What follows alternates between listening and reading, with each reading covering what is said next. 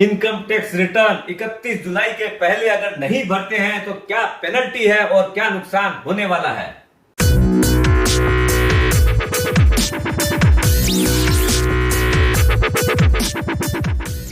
सुप्रभात दोस्तों, आप सभी का एसके हेल्थ एंड वेल्थ में स्वागत है। दोस्तों, एक सबसे ज्यादा एनुअल जो रिचुअल है वो है इनकम टैक्स रिटर्न की फाइलिंग। वापिस से जो लोग इंडिविजुअल और एचयूएफ जिनका अकाउंट ऑडिट नहीं होना है, वो लास्ट डेट आ गई है, वो है 31 जुलाई।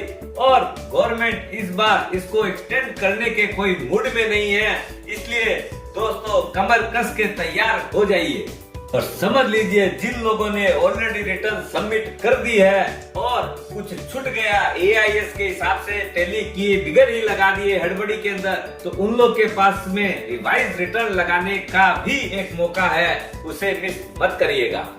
और भी 2-3 ऐसी चीजें हैं जिनको जरूर ध्यान में रखना चाहिए लास्ट डेट के पहले। वो है जिन लोग का शॉर्ट टर्म कैपिटल लॉस है या अपना जो कि रिवाइज रिटर्न वाली डेट है, ये दोनों चीजें जो व्यक्ति डेट के पहले नहीं करेंगे तो वो ये मौका खो देंगे। दूसरा, अपना जो भी टैक्स ड्यूज है उसके ऊपर भी इंटरेस्ट की पेनल्टी एक्स्ट्रा पड़ने वाली है।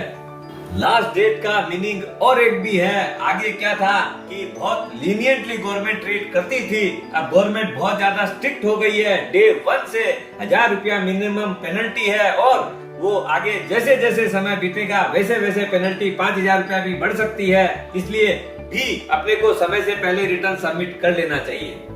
अब जानते हैं वो कौन से लोग हैं जिनको अपने को इनकम टैक्स रिटर्न समय से पहले भरनी जरूरी है। वो लोग में पहला आदमी वो लोग आते हैं जिन लोग की gross total income without deduction and exemption अपना बेसिक लिमिट से ज्यादा है। समझ लीजिए 2.5 लाख रुपया बेसिक लिमिट है। जो सीनियर सिटीजन है उन लोग का 3 लाख रुपया है और जो वेरी सीनियर सिटीजन है उन लोग का 5 लाख रुपया। दूसरे वो लोग हैं जिन लोग का सेल्स है, टर्नओवर है या बिजनेस रिसीट 60 लाख रुपया से ऊपर है। तीसरे वो लोग हैं जिन लोग का इनकम फ्रॉम प्रोफेशन 10 लाख रुपया से ऊपर है। या चौथे आदमी लोग जिन लोग का फॉरेन ट्रेवल के ऊपर उन लोगों ने 2 लाख रुपया से ज्यादा एक्सपेंसेस किया है। पांचवे वो लोग हैं जिन लोगों ने सेविंग्स अकाउंट में 50 लाख या करंट अकाउंट में 1 करोड़ रुपए से ज्यादा डिपॉजिट किया है। और छठे वो लोग हैं जिन लोगों ने इलेक्ट्रिसिटी का बिल 1 लाख रुपया से ज्यादा पेमेंट किया है। सातवें वो लोग हैं जिन लोग का फॉरेन में कोई एसेट्स है या कोई इनकम आई है या फिर कोई भी फॉरेन बैंक में अकाउंट होल्ड करते हैं उसमें, या फिर वो जॉइंट अथॉरिटी है या साइनिंग अथॉरिटी है। 8वें नंबर पे वो लोग आते हैं जिनका टीडीएस या टीसीएस 25,000 रुपया से ज्यादा कटा है। सीनियर सिटीजन के क्षेत्र में 50,000 रुपया एप्लीकेबल लिमिट है। और सबसे महत्वपूर्ण चीज 9 नंबर में जिन लोग को अपना टीडीएस रिफंड लेना है उन लोगों को तो इनकम टैक्स रिटर्न भरनी ही पड़ेगी, नहीं तो कैसे मिलेगा वो पैसा। दोस्तों, ये 9 लोग ऐसे हैं जिनको अपनी इनकम टैक्स रिटर्न फाइलिंग 31 जुलाई के पहले कर लेनी चाहिए। अब उन बातों पर गौर करते हैं जो कि रिटर्न सबमिट करने के पहले जरूर वेरीफाई करने चाहिए। और उसमें पहली जो चीज आती है वो है टीडीएस या टीसीएस जो कटा है वो फॉर्म 26 एएस से मिलान करके भरना।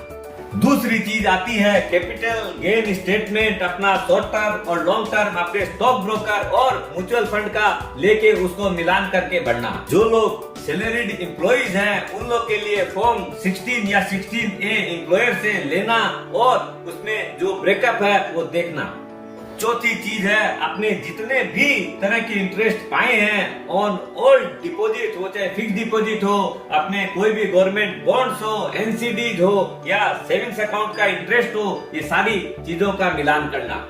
5वां पॉइंट है कोई भी इनकम अगर क्रिप्टो करेंसी से हुई है। और छठा पॉइंट है कोई भी फॉरेन एसेट से अपने को कोई इनकम आई हुई हो तो। 7वां बहुत ही महत्वपूर्ण पॉइंट अपने जो भी एग्जम्पशंस हैं या डिडक्शंस है उन सबको चेक करना।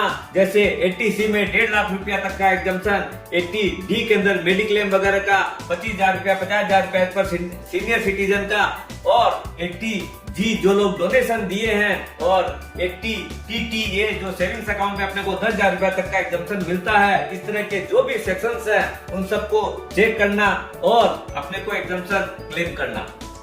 8वां पॉइंट है AIS, एनुअल इंफॉर्मेशन स्टेटमेंट। दोस्तों, जब से सारी चीजें ऑनलाइन हुई है, अपने को सारी चीजें गवर्नमेंट की नजर में आ गई है। आगे बहुत सारी ऐसी चीजें हुआ करती थी जो अपने नहीं भी दिखाते थे या उसको इग्नोर कर देते थे, लेकिन आज के दिन गवर्नमेंट के पास अपने हर चीज की इंफॉर्मेशन है और वो सारी चीजें अपने को दिखानी चाहिए, नहीं तो मिसमैच होगा और अपने को उसका नोटिस आ सकता है। अब AIS में क्या क्या चीजें उनके पास इंफॉर्मेशन है उसकी डिटेल लेते हैं। पहला पॉइंट आता है इनकम फ्रॉम सैलरी, बिजनेस और प्रोफेशन। दूसरा पॉइंट है interest from all deposits, bank interest और इंटरेस्ट फ्रॉम स्मॉल सेविंग्स मतलब पोस्ट ऑफिस वगैरह। Purchase and sale of stocks और म्यूचुअल फंड, उसमें चाहे अपने कोई भी तरह का ट्रांजैक्शन किए हैं, each and every transaction is reported. Income from dividend आगे एग्जम्प्टेड था, इसलिए हो सकता लोग ध्यान नहीं देते थे। आज के दिन हर पैसा दिखाना है। Rental income from property, income from lottery या horse racing etcetera, TDS on any income, या फिर कोई भी अपना पुराना TDS रिफंड आया है उसका plus interest on TDS refund. Last but not least वो है परचेज ऑफ फॉरेन करेंसी।